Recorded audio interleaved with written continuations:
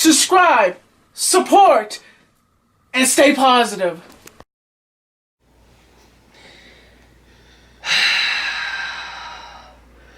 God. This movie's so bad, I don't even want to talk about it. What movie is that, Crystal? Oh, you know, Shape of Water or something. Shape of Water? Yeah. You mean the movie that won Best Picture for... Last year's Best Picture? Last year's Best Picture? Yeah, that one. Really? And what is this, by the way? Oh, yeah, it's a... Oh, movie review!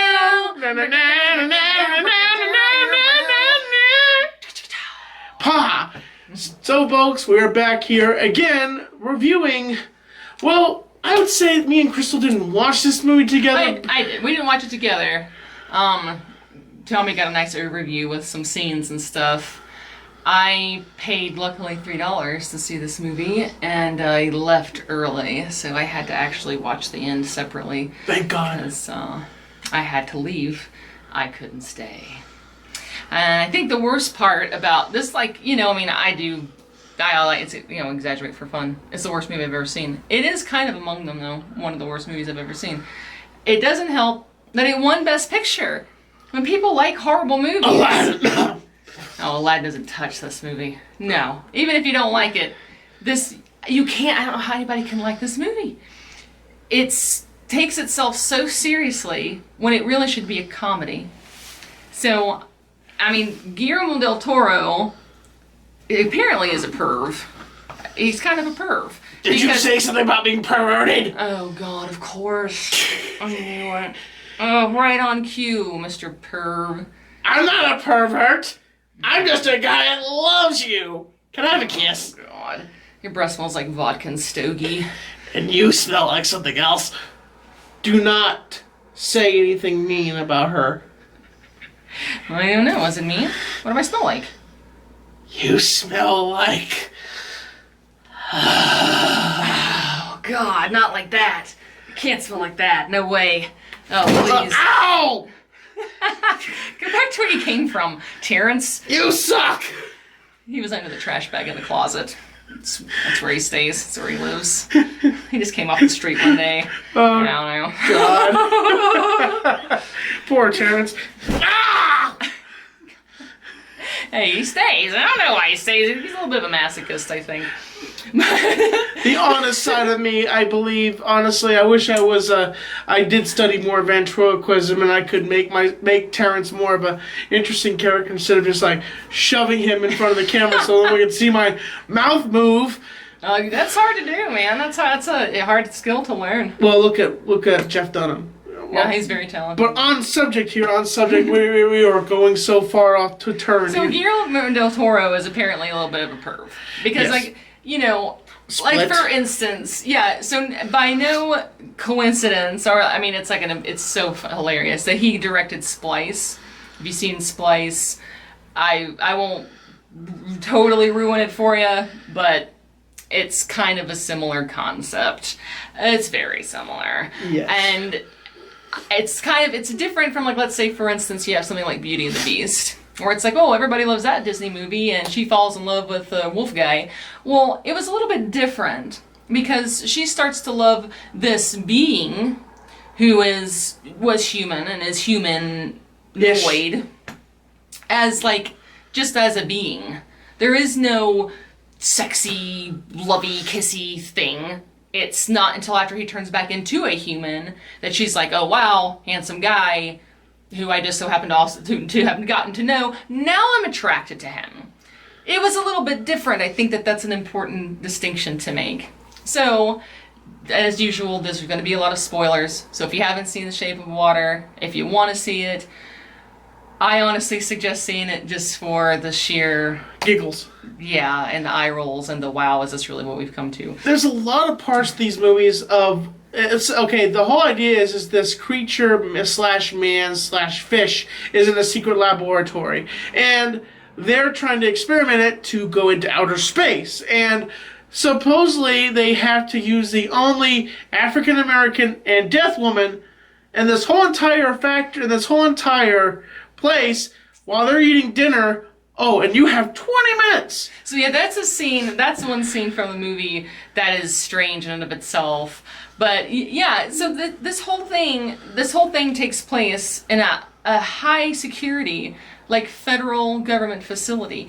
This fish man was found and brought there, and now Russia and the United States government are fighting over the use of this. Somehow it ties into something about going to space, completely random, completely unrelated, whatever. But that's what they did. And the point is that anything that's that high security, even if it's a 1960 or it's now, a janitor is not going to be able to walk into whatever room they want to walk into. She literally has keys to any room, and she just goes in as she plays. It's a skeleton key, basically. It's like any, you know what a skeleton key is? Yeah, opens any door. Opens up any door to any place, and it can get to. That's kind of creepy to have a key that opens up any door or any place. That would be creepy and funny at the same time. Well, apparently she had one, and it was creepy and funny at the same time. But it's very strange because they have all this surveillance that the guy who owns the place or runs the place or whatever, he can see it. There's a scene where he's actually watching the screens. And he's ogling over the deaf lady that is the janitor. She's mute. She speaks sign language. She's not deaf, she's mute. And he's like this... Oh, yeah. Oh, there's so many bad scenes. Oh my God. Her friend in the movie asks, she's like, does he have a, I guess because everybody's just accepting now that they're all in love, and that's because that's normal or whatever. I mean, he has these giant fish blinky eyes in this, and it's like gross, just gross. I mean, I get he's human. He looks human, but he also looks like a fucking freaking fish. So, yeah. But anyway, so she signs when her friend asks, does he have a, she signs like this and then goes like, she's like that. And it's like, what is this? Like, there's a gill open Peekaboo? And then it's, yeah, and then it peekaboo, and then like, that's cool. Like, let's talk about that. I mean, no, let's not. It's like having a conversation and somebody basically going, "Bleh." I guess. That's how I felt during most of the movie, was that I was being, bleh at, might as well. I don't even know what the purpose in this movie was. It seems like there's a lot of nodding towards everybody being accepted for who they are. That is a great message and all, but it has already been done way better and could have been done way better. The movie could have just, like, instead of it being, stupid, she should have been maybe already working as a government official, so she had access to the information, so that wouldn't have been a far-fetched, unbelievable thing for her to know what was going on. Or she's really good friends with maybe somebody else who had that access. And then just to have befriended the creature to want to save his life because she recognized the humanity in him. And the one minus scene... the romance, which was completely unnecessary. And it's almost insulting in a way to me. Now, I might be reading into things because I would never do such a thing. Well, I don't read into things. But if you're trying to nod at it's cool for everybody to love anybody, because she has a roommate who's gay. He's like a 6-year-old gay guy. Her best friend is a black lady, and this is set in 1960s, so, there's obviously going to be a lot of racial tensions there. The main character is mute, and then she falls in love with a fish guy. So there's this whole, like, sort of, that dynamic of all these different people. But it's like... If you're having her fall in love with a fish man, are you saying that people who are odd or out of the ordinary who fall in love with each other are like freaks? Because that's what you would be if you... Are you trying to say that it's okay to fall in love with your dog? I mean, what are you trying to say? Does that go the same with puppets? Oh Lord, you wish. Do you have an No. Nothing but cloth. That's why you're so mad, isn't it, Terrence? No, it's okay. It's okay. Yes, go in your hidey hole of shame, Terrence. I'm I'm which is surprised. exactly where this movie belongs. You know, I'm surprised of your reaction that you were just like a little more like, oh. I know we get nothing. Show me that your little baby patch. I don't have a baby patch. If you have to say you don't have a baby patch, I mean it. So, I mean, for me, like, I'm like baby doll. Like, there's nothing. I'm totally like, it's like Ken down there. Nothing. It's crazy. And we're not talking about Ken It's from the Found Mouth crazy. Network. We're talking about Ken, Comic Barbie, Barbie and Ken, like nothing. I'm talking like smooth, totally. It's crazy. It's wild. Don't tell anybody, because the government might want to study me and stuff. Anyway, but point is, this movie was just, it was super far-fetched. The things that occurred in it would never happen in reality. And it was just completely unnecessary, whatever point was trying to be made. And what's really strange to me is that on Rotten Tomatoes, it got like 93% for a critic rating. And I just don't, it got like 67% of the viewer. And then did you say that another movie with Jim Carrey in it got lesser ratings? Yeah, much less. I don't know if you've seen The Majestic. It was a 2001 film that was total like flop that nobody liked. And the critics on Rotten Tomatoes, I don't like Rotten Tomatoes anymore. I don't believe a word they say anymore because I never agree with them. But gave them like that movie 35% or something like that. And the critics said because it was unbelievable, because it wasn't a believable story, and it's like, but you like this one because why? It's like this weird, I don't know. It's like a PC bandwagon that everybody's on, and they don't even know what they even like or why anymore, because as soon as something is avant-garde or artsy or is supposed to represent the little guy or represent diversity or, all this, because however an artist depicts that is completely subjective. So if it's like that, I guess everybody feels like they have to like it. Like, are they pretending to get it? Sometimes I think that's what it is. I meant to ask you a question, but speaking about artsy fartsy, have you seen the show Love, Death, and Robots on Netflix? I didn't. I read a lot about that show because I was interested in watching it, and I didn't really like what I read. I don't think I would like it very much. I only like the trailer, the one after with the robots exploring the world after the humans have died off. I really like one, a lot of comedy, and it brings to robots to them about teaching about what we are, and they kind of think we're less of people because of what we are. And it's definitely an interesting picture. If you want to see it, check out Love, Death, and Robots. It's on Netflix right now. I recommend the one with robots in it. But there's many more with Dracula. And I'm sorry to interrupt you during the review. I just wanted to ask you if you have seen that The show. only reason what I read about it was that it was really overwrought with a lot of, like, I don't know. I don't want to say the word misogyny, but like, if a show just kind of throws out a whole lot of female nudity, I just kind of am like, yeah, like, I'm getting sick and tired of seeing that. Like, number one, if you're going to throw out a lot of nudity, make it men and women, because everybody can be naked. It's not just women that should be depicted as naked all the time. It's getting a little old to me, and I think a lot of women who are like, yeah, that's great, more objectification. But at the same time, apparently there's some violent sort of sexual acts towards this woman, and it's like I don't know. I don't want to. I think like the idea of robots and aliens or whatever, like fighting and having whatever like monster duels are cool. But I don't want to see all that other stuff, really, particularly. That's just me, though. Whatever, to each his own.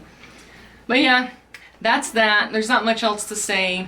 I could give you a play-by-play of every scene, but... There's one scene particularly that Crystal said that she went to the movie theaters and she paid $3 for this movie. Mm-hmm. But she said right when this scene happened, I left. She That's left. Why I left. She got up and left, and That was when she entered the shower with it. When this monster escapes, she takes it home to live in her bathtub before she can like set it free because it's going to be killed in the government facility. So they foreshadow this event in a really forced, stupid way, which is having her morning routine every morning include her masturbating in her bathtub. It's like real quick, whatever. And it's like, I think it's supposed to make you feel like she's all lonely and horny with an or egg something, timer, or kind of like, I don't know, almost like desperate or something. I don't know what they're trying to say. But then she's like, he's sleeping in his bathtub bed. She's about to go to sleep on the couch. And then all of a sudden she just like gets up, goes to the bathroom, takes off all of her clothes and gets in the shower with him, and she like closes the curtain with all this passion, and at that moment that, oh yeah, so she's gonna have sex. Okay. And that's when I was like, okay, I can't take this anymore. It was already getting stupid, and that was the hammer for me of stupid. And then there was the scene that followed where the bathroom romance scene after that one, where she turns on all the faucets and closes the door in this old house that must have been built in like 1850, and just because she closed the door, apparently it's now magically airtight, because that's how your house is works. I know mine does. I mean, all you gotta do is close the door and it's sealed up tight like a vault. And then the water fills the entire bathroom to the ceiling with water. Like a giant aquarium. All she did was shut the door. I mean, none of it's believable. And this is Benicio del Toro. His name is not Benicio del Toro, it's Guillermo del Toro. I think that they must be related. I don't know. I haven't done my checks on that. What I will say about Guillermo del Toro, I'm gonna get all Spanish, is that he directed Pan's Labyrinth. And as far as artsy-fartsy goes, that movie is fantastic. It's fantastic. It's all in Spanish, so you do have to read subtitles, but it's a great movie. It's great. And I would think, based on watching that movie, and he directed some other really good movies too. Based on those films, except for Splice, you'd think that Shape of Water would be good, but wrong. What do you want? He wants nothing. I just want you to love me. That's all. I want you to love me. Well, we can't have everything, Terrence. Just can't have what we want sometimes. But aliens can have international love between each other. Well, if you're Guillermo del Toro, you want to, have sex with half aliens and half fish people. But I prefer not humanoid love. Or puppet love either? Yeah, that kind of pretty much counts. This movie sucks! This movie sucks. Yes, it does. And in my opinion, it sucks. Yeah. Give us some feedback. If you like it, I'm sure as heck not going to judge you for it. Not outwardly. I'm not going to speak my judgment. She does read your comments, by the way. I will formulate an opinion in my mind the way that humans do when they are not half-fish people. But otherwise, to each his own. But nope. A big ol' nopey-dope. Nope. Nopey. If I had more than 2 thumbs, I would give him all of my thumbs down. You too? You agree with me?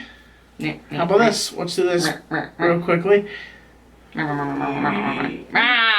that's what happens when it's like, that's the double thumbs down. Twin powers activate! Form of a dildo! Oh, Lord. Too much. He's hanging out with Terrence too much. I'm telling you, man. He's a bad influence. Terrence, you're a bad influence. God. You're a bad influence too!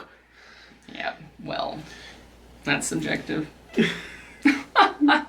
Well, thanks, guys. Thank you so much. Hear me blab. I want to say I'm sorry that we don't get a lot of these reviews out. Crystal has a very busy life. There's a big hole in her foot right now, and her leg. My leg.